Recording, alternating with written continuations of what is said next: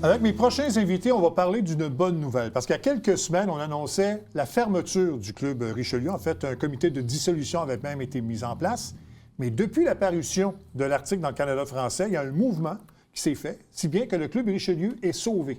Et je reçois M. Jacques Charette, qui est le président du club Richelieu, M. Renato Mansi, qui est le vice-président. Messieurs, bonjour. Bonjour. Ben, c'est une bonne nouvelle, finalement, que le club Richelieu reste en vie. Très, très bonne nouvelle. J'étais bien content quand comment je dirais, le téléphone a sonné à minuit moins une. Ah oui? Et puis, à partir de cette information-là, l'intérêt de cette personne-là, et plusieurs commentaires que j'avais reçus, soit par courriel ou via notre page Facebook. Tellement de gens qui étaient déçus d'entendre une nouvelle comme celle-là. Ouais.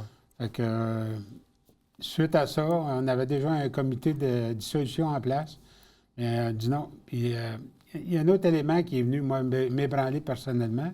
Je suis content, Renato qui est avec moi. Renato, c'est le vice-président du club depuis 2 ans. Moi, j'en suis le président. Mais je suis allé dans un autre club Richelieu. On m'a invité à aller faire un tour dans un autre club Richelieu. Lequel, dans le temps, ce club-là, c'est le club Richelieu-Saint-Bruno. Ouais. Et le club Richelieu-Saint-Bruno, à l'époque, pour eux autres, on était le club modèle. Ah Puis oui? eux autres étaient vraiment un club là, qui se posait des questions. Mm-hmm. Puis j'ai ouï dire que le club Saint-Bruno allait très, très bien aujourd'hui. Fait que je suis allé là avec une candidate, la dame qui m'a contacté. On est allés toutes les deux. Et là, je me suis retrouvé dans les bons vieux soupers de club Richelieu que j'avais à Saint-Jean. Fait que je l'ai partagé avec Renato, je l'ai partagé avec les autres membres. Mais j'ai dit, pourquoi nous autres, ça n'existe plus? Pourquoi qu'on ne l'a pas? Fait qu'à partir de là, le passé, c'est passé. Aujourd'hui, on s'enligne, on a des gens qui veulent encore avec nous autres. On est positif, on est plusieurs membres qui restaient là, qui étaient là. Et là, on s'est dit, on continue. Bon, parce que la décision de dissoudre le club, c'est qu'il y avait un manque de membres. Il n'y avait pas assez de membres pour soutenir le club, c'est ça? Moi, la présidence, je l'ai pris il y a 2 ans. Puis j'avais dit, je me donne 2 ans pour remettre le club sur les rails. Ouais. Honnêtement, je m'avoue vaincu. Je l'ai dit honnêtement. Puis moi, là, 50 ans de vie Richelieu, pas active. Très, très active, ma vie Richelieu. Après 50 ans, j'ai dit, je vais en avoir fait assez, là. On va passer à d'autres choses. Mais ça a l'air que je suis tombé dedans, puis je pense que je ne suis pas sorti. J'ai dit, si Renato est prête, s'il y en a d'autres avec moi, on a formé un CA lors de cette rencontre-là, la dernière rencontre qu'on a tenue. On avait assez de monde pour former un conseil d'administration. On continue. Bon. Qu'est-ce qui vous motive, justement, là, la source de motivation à garder en vie le club Richelieu? Bien, le but de garder en vie le club Richelieu, c'est les activités qu'on avait, c'est la fraternité qu'on a avec tous les membres qui viennent au souper, on les rencontre. C'est ça qui faisait que c'était vraiment quelque chose d'agréable d'aller au souper, là. Moi, ça fait 26 ans que je suis membre Richelieu, puis c'est rare que je manquais un souper, là, parce que j'aimais ça, la fraternité, puis je ne voyais pas. C'est sûr que moi, j'étais pas... Ça ne m'intéressait plus d'être président. J'ai déjà été président en 2011-2012. Ça ne m'intéressait pas à être président, mais j'aimais ça rester là puis aider aussi en même temps. Là. Ça fait que quand Jacques m'a parlé qu'il resterait pour une autre année puis essayer d'avoir d'autres membres, recruter des nouveaux, bien, j'ai dit, Jacques, je vais être à côté de toi. J'ai dit, je vais continuer avec toi. Puis c'est comme ça là, qu'on a décidé, là, puis il y a d'autres membres qui ont embarqué avec nous autres. Parce que prendre la présidence, c'est beaucoup d'ouvrage. Puis Jacques, il fait ça, un beau travail, mais c'est pas tout le monde qui sont prêts à mettre beaucoup de temps, comme Jacques y met depuis quelques années, à faire ça. Ouais. C'est un petit peu ça là, que... Parce que vous l'avez dit, ça fait 50 ans que vous êtes impliqué dans le club Richelieu. Là, lorsque vous prenez la décision que de dire, bon, c'est terminé, là, ça a dû faire un très... Ah non, je ne trouvais pas ça drôle du tout. Non, hein? Non, je ne faisais pas de gaieté de cœur. Mais j'avais accepté de dire... Il y a bien des gens autour de moi qui me disaient... Peut-être que j'ai eu trop de négatifs autour de moi pour arriver à cette décision-là. Les gens disaient, tu sais, c'est plus pareil. Les clubs de service, c'est plus pareil. Il y a même le club Lyon qui s'est remis en question. Puis ne serait-ce que moi, j'ai brassé l'affaire avec eux. Puis finalement, eux autres aussi, ils continuent. Puis ils sont très contents, ils sont bien heureux. Il y a le club Optimiste de Saint-Eugène qui a changé de nom, qui sont dissociés complètement. Puis là, ils se sont donné un nouveau nom, tout ça. Fait que, il y a eu une période, il faut arrêter d'en parler, mais il y a une période COVID qui a fait mal. Oui. Ça fait mal au club de service. Pourquoi faire que les gens ils sont retrouvés chez eux, puis ils ont trouvé d'autres choses à faire, puis ils se sont retrouvés, puis là, bien, ils ont mis ça de côté, le temps consacré à aller aider une cause ou quoi que ce soit. Moi, Mario, pour te dire, le club Richelieu, c'est ma vie. Je l'ai dit tantôt, 50 ans et 71 ans.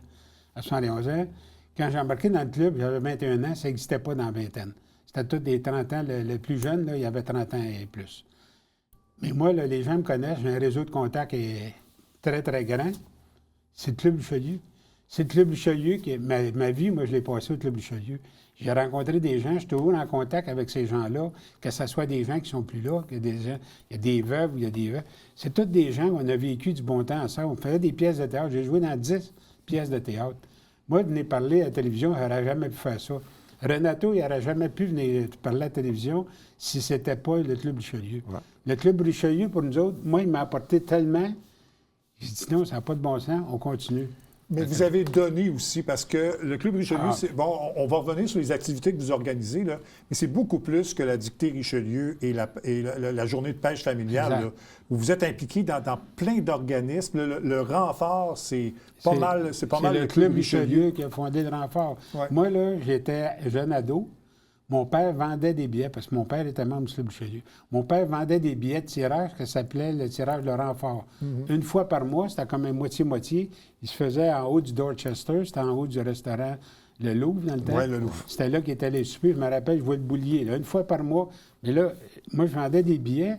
Puis chaque livret, il y avait un 11e billet. Soit je gardais l'argent ou je mettais mon nom sur le billet.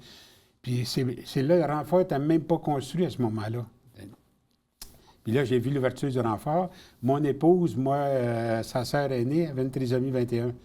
Et c'était la cause avec le renfort, tout le tralala. Je me suis retrouvé tout de suite en commençant à sortir avec Diane, jeune adulte. Puis la cause, moi, j'ai tombé dedans, puis j'ai continué. Fait que c'est pour ça qu'après ça, on m'a retrouvé avec la Fondation de renfort. C'est pas un hasard. Le Club Richelieu, c'est lui qui avait fondé le renfort. Fait qu'il était là. Il y a eu d'autres œuvres. On a l'Estacade. L'Estacade, l'Étoile, la pédalité sociale. On a participé à l'achat de l'autobus clinique d'un montant de 125 000 si je ne me trompe pas, là, avec la fondation du Club Richelieu Saint-Jean. Fait que, on a aidé plusieurs... Et qui est une réussite, l'autobus pour l'Étoile, c'est une réussite. Oui. Un très gros montant pour nous autres, parce que, depuis les dernières années, on soulève moins d'argent. On organise... Bien, c'est pas compliqué, on n'a pas organisé dans les dernières années, peut-être 5 ans, avant COVID. Avant la COVID. Depuis avant la COVID, on n'a pas organisé de levée de fonds. On a organisé nos activités, mais on n'a pas organisé de levée de fonds. Parce que là, on n'avait pas les effectifs. Mais l'autre chose, je vais rajouter, puis c'est bien correct, il y a beaucoup de fondations aujourd'hui, ils ont leur propre conseil d'administration, ils ont leur propre organisation. Fait que, il y a des gens qui ont trouvé de l'intérêt là, puis qui sont allés vers ça, puis automatiquement, bien, il n'y avait plus besoin nécessairement pour les autres du Club Richelieu. Mais en dehors de ça, je suis certain qu'un jour, qu'on va revenir à pouvoir faire des levées de fonds, mais pas pour l'instant. Pour l'instant, on va avoir des gens qui vont venir s'amuser avec nous autres, faire des rencontres, des belles rencontres. Je l'ai dit tantôt, moi, des jeunes là, qui ne savent pas toujours comment se bâtir un réseau, là, qui viennent s'asseoir avec moi une fois par mois ou une fois, 2 fois par mois à nos soirées, puis ils vont voir comment est-ce qu'on a bâti comment est-ce que moi j'ai bâti un réseau, comment ils pourraient bâtir leur propre réseau. Ouais. Puis des fois, je dis des jeunes, mais ça peut être aussi, il y a des retraités actuellement qui s'ennuient, qui ne savent pas quoi faire, vraiment. Et ils peuvent venir s'asseoir avec nous autres, puis ils vont pouvoir contribuer à organiser soit une des activités ou encore ils vont arriver avec une idée. Mais il y a une animation lors de nos rencontres, on s'amuse, il y a de l'information, souvent on va avoir un conférencier, il y a des gens qui vont venir parler. C'est là qu'on veut retourner. C'est là moi, je veux revivre ce que j'ai vécu dans mes années extraordinaires du Club Richelieu, c'est là que je veux retourner. En même temps, ça fait développer la personnalité là, dans le Club Richelieu, parce que moi, je me souviens, la première année, quand j'ai rentré dans le Club Richelieu, j'étais gêné, j'avais la misère à m'exprimer. Puis, cette soir-là, quand j'ai eu mon initiation, je devais parler 3 minutes de moi-même. Puis, la seule chose, j'étais capable de parler 5 secondes, juste dire mon nom, d'où ce que je venais, puis c'est tout. Il n'y avait plus de mots qui sortaient. Mais avec les années, à force de pratiquer, les membres du Club Richelieu, c'était vraiment une grande amitié qui se faisait avec les membres. Fait que c'est là que tu développes la personnalité, puis tu viens moins gêné à parler. Je n'aurais jamais été capable, il y a 25 ans, de venir ici pour vous parler comme ça.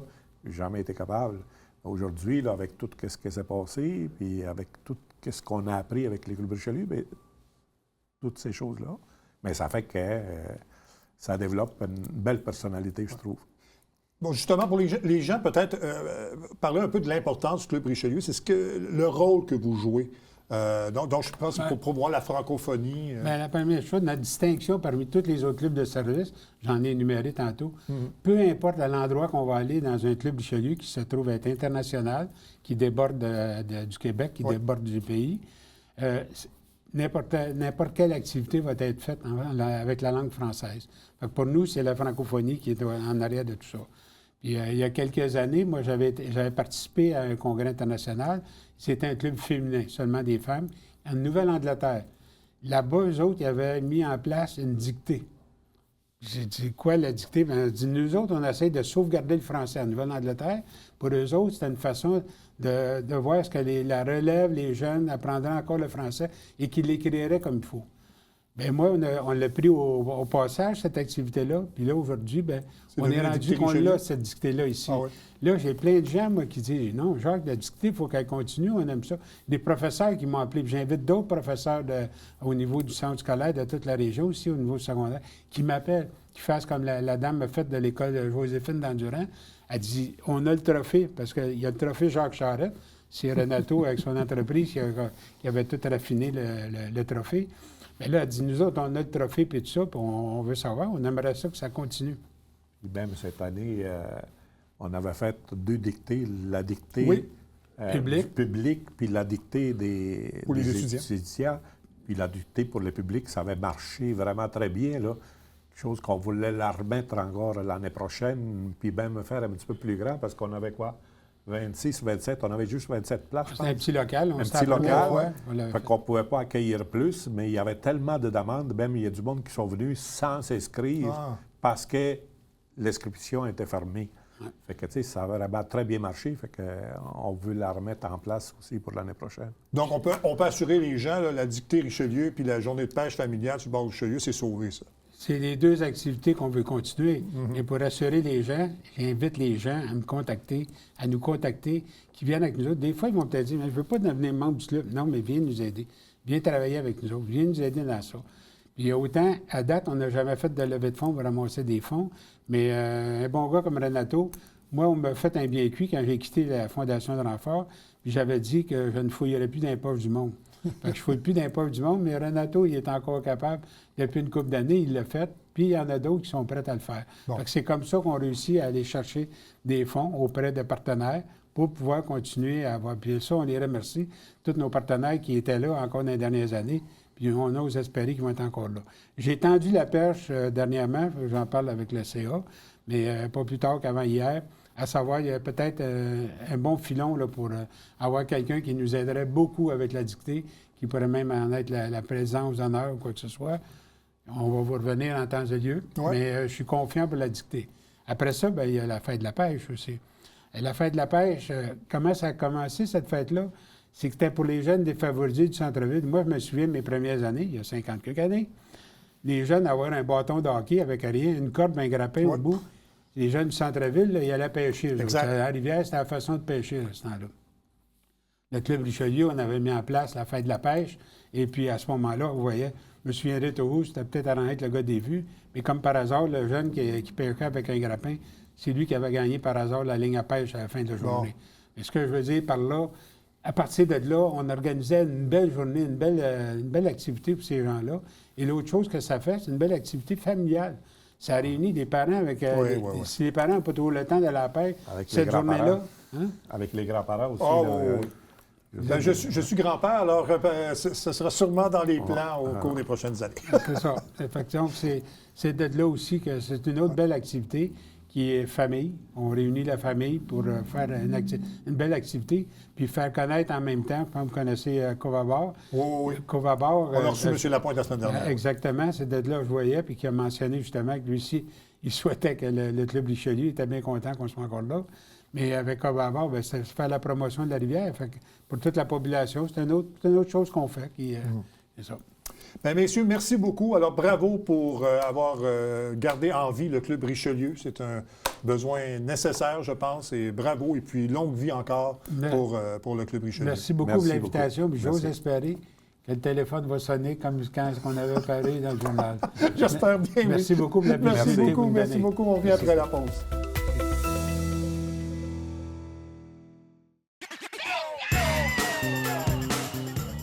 Vous êtes un adepte du bingo? Télébingo vous permet de jouer dans le confort de votre foyer. 4 500 $ en prix à gagner. Et pour ce faire, vous devez vous procurer un livret comme celui-ci au coût de 9,50 $ chez l'un de nos détaillants, dont la liste apparaît sur notre site internet tvhr9.com. Donc, c'est un rendez-vous dimanche matin 9h30. Télébingo.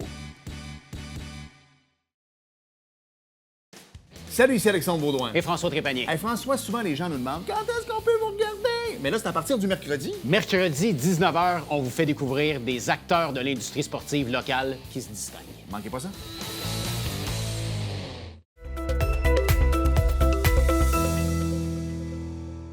Le 2 novembre dernier, plusieurs municipalités du Haut-Richelieu se sont dotées d'un nouveau maire. C'est le cas à Saint-Césaire. Je reçois M. Sylvain Letourneau, donc nouveau maire de Saint-Césaire. M. Letourneau, bonjour. Bonjour. J'ai tenu à vous inviter parce que je sais qu'il y a des gros dossiers dans votre municipalité, mais j'aimerais d'abord qu'on parle de la campagne électorale. Donc, vous êtes présenté comme maire, vous avez quand même été élu avec une assez bonne majorité. Peut-être nous parler un peu de votre expérience de la campagne électorale et ce qui a peut-être tourné en votre faveur, ce qui a tourné en votre faveur. Okay. Bien, la campagne, premièrement, je ne visais pas un poste à la mairie, OK? J'ai suivi les activités à la mairie, ou en fait au conseil de ville, je vous dirais, là, 80 des assemblées, j'ai assisté là, dans les 6-7 dernières années, j'étais pas mal au courant des préoccupations des gens, des enjeux de notre ville. Moi, ma part pour la ville de Saint-Césaire, j'ai toujours dit que ce serait en ramenant un aréna. On avait un aréna, fait que je travaillais beaucoup dans ce comité-là. Donc, les activités de la mairie, je ne courais pas après ça, mais quand le monsieur qui était là, le dernier maire qu'on avait, qui était là par intérim, M. Forand, a décidé de ne pas se représenter. Bon, bien là, avec d'autres personnes, on a sollicité un peu de gens, mais je m'apercevais que c'est du monde qui est plus jeune, qui avait des responsabilités, des business, des enfants.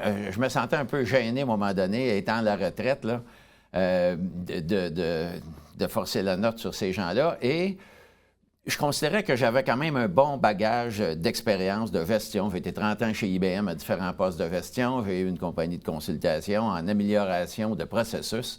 Donc, je me disais, je pense qu'il peut y avoir un fit intéressant puis que je peux apporter quelque chose. Fait que c'est un peu comme ça que je me suis aventuré là-dedans. Puis aussitôt que j'ai levé la main, j'ai eu une équipe autour de moi formidable, de monde qui ont dit « Sylvain, on va t'aider. » Écoutez, j'avais beaucoup de monde qui m'ont donné vraiment un bon coup de main. Bon, vous l'avez mentionné, vous avez travaillé donc en faveur de l'Aréna. Je pense que vous étiez le président, du comité de relance pour un Aréna à Saint-Césaire. Est-ce que ça a été un enjeu? On va en parler du projet, mais est-ce que ça a été un enjeu, ça, dans la campagne? Je dirais que oui. Mais il y avait beaucoup d'autres enjeux importants. Là. Au niveau, on a un peu un exode d'industrie. Oui, je veux qu'on en parle aussi. Oui, c'est ça. Donc, mais oui, les gens... En fait, moi, sur ce dossier-là, j'ai toujours dit la même chose. Si les gens avaient les vrais chiffres, personne ne serait contre le projet. Mais il y avait eu, à un moment donné, peut-être une campagne de peur ou beaucoup de crainte de la part de la population que le compte de taxes augmente de 200-300$ à cause d'un aréna, là, ce qui arrivera jamais parce qu'on a formé un comité pour éviter ça. Donc, nous autres, on voulait que la part de la ville soit raisonnable. Puis là, on a dit que ça ne dépassera pas 3 millions. Puis je pense que 3 millions, dans une ville comme Saint-Césaire, pour faire un aréna pour les 50 prochaines années, bien, c'est pas une dépense, c'est un investissement pour nos jeunes, puis même pour la population un peu plus âgée. Peut-être expliquer un peu pourquoi Saint-Césaire a besoin d'un aréna. Il y avait un aréna, je pense, auparavant. Mais c'est quoi la nécessité, le besoin d'un aréna pour Saint-Césaire? Pour faire un peu d'historique, là, on a un sol, nous autres, glaiseux à Saint-Césaire. Notre aréna s'enfonçait dans le sol, puis la réparer aurait été presque aussi coûteux que d'en faire une neuve. Dans les années 2018, là, on disait ça, il n'y aura pas de grosse différence, on est mieux d'en faire une neuve. Mais après est arrivée la COVID, puis est arrivée l'augmentation des prix. Là, donc là, on a dit, oups, c'est plus compliqué qu'on pensait. Là. Pourquoi? Bien, ça, c'est facile à dire. Dans notre région, là, si on regarde, nous, on est avec, finalement, la MRC Rouville. Les statistiques disent que ça te prend un aréna par 16 à 18 000, au maximum 20 000 de population. On est 38 000 dans la MRC. Actuellement, on manque de glace. Le président du hockey mineur puis la présidente du CPA, du patin artistique, là, s'arrachent les cheveux pour trouver des heures de glace. Ils ont fait toutes les municipalités autour pour louer de la glace. Il n'y avait rien de disponible. Donc, c'est clair qu'on est déficient à ce niveau-là. Il manque un aréna. Fait que ça, c'est le but premier de la raison pour laquelle on voulait remplacer l'aréna qu'on avait. Puis c'est un peu pour ça aussi qu'on a eu une généreuse subvention là, de 7 millions, là, qui était de 5,4 au début, puis qui a été augmentée à 7 millions, 6 millions 900 quelques mille, là, pour permettre à notre population de retrouver l'aréna puis d'aider l'ensemble de la MRC. Bon. Mais vous dites que les coûts de construction sont à peu près à 3 millions, vous dites à peu près? Non, ça, c'est la partie de la ville. La Nous partie autres, de la ville, on OK, insiste pour que la ville ne dépense pas plus que 3 millions, Il y a c'est ça. 7 millions de subventions. Pour avoir moins d'impact sur les taxes municipales des C'est ça, citoyens, c'est ça? exactement. Là, parce qu'avec les 7 millions de subventions, ça nous fait un budget de 10. 10, OK. Après ça, là, nous autres, on doit travailler pour aller chercher les millions qui manquent. Là. Puis là, on parle de 3-4 millions là, qu'il faut trouver avec mon comité. Puis moi, je laisse ce chapeau-là à mon ancienne équipe. Là, je représente la ville, donc je vais m'assurer qu'on va respecter le 3 millions, puis idéalement même 2 millions pour la ville. Oui. OK. Mais qu'est-ce que... Bon, il y a eu la COVID, mais je pense qu'il y a eu de l'opposition dans le projet, où le projet avait été mal présenté aux citoyens, je pense. Ouais. C'est ce qui a fait en sorte que ça retardait un peu ce dossier-là. Hein? Il y a toujours une question de volonté politique là-dedans. Là. Puis comme Saint-Césaire, c'est une ville qui a fêté ses 200 ans, bien, vous vous doutez que, tu sais, je parlais tantôt des autres dossiers. Tout notre réseau d'eau usée, d'eau potable, il y a beaucoup d'argent à mettre là-dedans. Donc, on avait, à une certaine époque, un conseil de ville qui était un peu frileux de mettre 3 millions là-dessus, sachant qu'il y avait beaucoup de dizaines de millions encore investis dans la ville. Fait que ça... Fait qu'on avait un conseil divisé, puis on manquait peut-être un peu, comme je l'ai dit, de volonté politique pour avancer là-dedans. Mais là, vous sentez un appui plus grand du conseil municipal actuel pour aller de l'avant? Absolument. On a vraiment, puis je ne veux pas critiquer l'ancien conseil de ville, mais là, actuellement, avec les 3 qui sont restés là, plus les nouveaux qui viennent d'arriver, je pense qu'on a une belle équipe là, pour avancer, pour avoir de l'agrément dans beaucoup de dossiers. Là. Bon. Un autre dossier, vous l'avez effleuré tantôt, c'est que vous voulez freiner un peu l'exode des entreprises, des industries, parce qu'il y en a quelques-uns qui ont quitté Saint-Césaire. Peut-être faire un portrait de la situation. Qu'est-ce que vous souhaitez faire, justement, pour attirer les entreprises chez vous? Mais ça, c'est assez facile. Ils ne sont pas partis parce qu'ils voulaient partir, puis la ville les a pas mis dehors non plus. Mais quand je vous parlais tantôt de on a été en moratoire pour la question de traitement des eaux usées. Donc, on n'était pas capable de répondre aux besoins de ces gens-là qui auraient voulu rester à Saint-Césaire, mais aller s'agrandir dans le parc industriel puis être capable de poursuivre leur évolution, là. Mais là, on a perdu 3 entreprises comme ça. Il y en a une 4e qui est Norterra qui s'en va, mais pour d'autres raisons. Donc ça fait mal. Puis ça a fait en sorte que je me suis dit, hey, il faut stopper ça, il faut faire quelque chose là-dessus. Puis il y a déjà du bon travail qui a été fait par le conseil de ville précédent. Mais là, j'ai passé l'avant-midi là-dedans, puis on a encore des rencontres ce soir pour trouver des solutions à ça, lever le moratoire, puis essayer d'avancer là-dedans. Oui, c'est ça. Parce que là, que vous mentionnez, donc c'est 4 entreprises. Donc ça, c'est des gens de Saint-Césaire qui soit doivent se déplacer pour aller travailler ailleurs parce qu'il y a eu des déménagements d'entreprises ou qui perdent carrément leur emploi. Donc, c'est une situation difficile pour les citoyens de Saint-Césaire. Oui, c'est définitivement pas agréable. C'est clair que c'est pas agréable. On veut pas que ça se reproduise, puis on veut... Tu sais, c'est tellement difficile d'aller chercher des entreprises puis de les emmener chez vous qu'une fois qu'ils sont là, tu veux pas qu'ils partent. Non. Donc, ça fait partie des défis. Là, puis ça, je trouve ça motivant, moi. C'est des dossiers motivants. Bon. Outre ces 2 gros dossiers-là, à quoi vous voulez vous attaquer là, pour le mandat qui s'en vient? Bien, un autre enjeu qui a été cité dans ma campagne, c'était le fameux pont de notre piste cyclable. On avait un pont de la voie ferrée là, qui, par le MTQ, a été déclaré dangereux. Là, donc là, il est fermé. Ça force les cyclistes à emprunter le pont de la route 112. Puis ça, c'est vraiment dangereux. Là. Donc là, il y a d'autres alternatives qui sont regardées. Mais moi, je veux vraiment travailler sur la réouverture du tracé original de ce fameux pont-là. il y a une expertise qui a été faite par un ingénieur en structure très compétent qui dit hey, il est pas. Oui, il y a des travaux à faire, mais c'est des vélos qui passent, là. C'est plus des trains, là, donc ça ne tombera pas par terre. On s'entend là, que. Fait que ça pour moi, c'est important là, de redonner à toute notre région la possibilité de traverser la rivière puis de continuer vers Granby, vers Saint-Paul, Granby. Fait que ça, c'est aussi un dossier important. Là. Bon. Est-ce que les gens, là, quand vous faites votre campagne dans le porte-à-porte, vous ont signalé aussi d'autres enjeux, d'autres souhaits pour améliorer un peu la qualité de vie à Saint-Césaire? Je vous dirais que l'eau potable revient souvent Ouais. chez nous. C'est un dossier qui revient souvent. Mais dans les principaux, là, ce qu'on entendait, là, c'était les gens ont toujours une crainte du niveau de taxation. Oui, ça. Puis avec le nouveau rôle d'évaluation, chez nous, l'année passée, les taxes ont augmenté. Fait que ça rend les gens encore plus frileux. Là, quand tu leur parles de dépenses, de travaux, tout le monde comprend que ton eau potable, ton eau usée, il faut que tout le monde est d'accord qu'il faut faire des travaux, mais il va venir une facture avec ça qui les inquiète. Oui, c'est ça. Fait que, oui, ça fait partie un peu des préoccupations. Là. Donc, c'est ça. Mais on a quand même de très belles opportunités à venir parce qu'on n'a pas pu, dans les dernières années, développer nos terrains. À l'intérieur des périmètres de la ville, on a beaucoup de terrains, une ancienne conserverie, une ancienne coopérative, qui sont d'immenses terrains qui peuvent être reconvertis en logement, puis on en a tout le long de la route 112. Oui, oui. Fait que ça c'est des belles opportunités. On va avoir du fun dans les prochaines années avec Ouais. ça.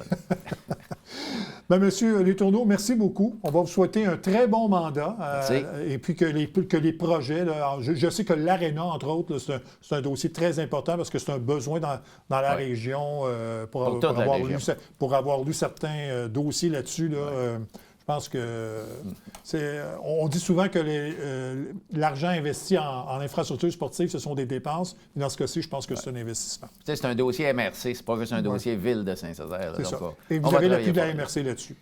Oui, mais oui. En tout cas, vous le souhaitez. Oui, c'est ça, exactement. On travaille là-dessus. Voilà. On travaille Merci ça. beaucoup, M. Letourneau. Bienvenue, merci. Voilà, ça complète cette édition de la Tribune TVHR. J'espère que ça vous a plu, mesdames, messieurs. À la prochaine. Au revoir.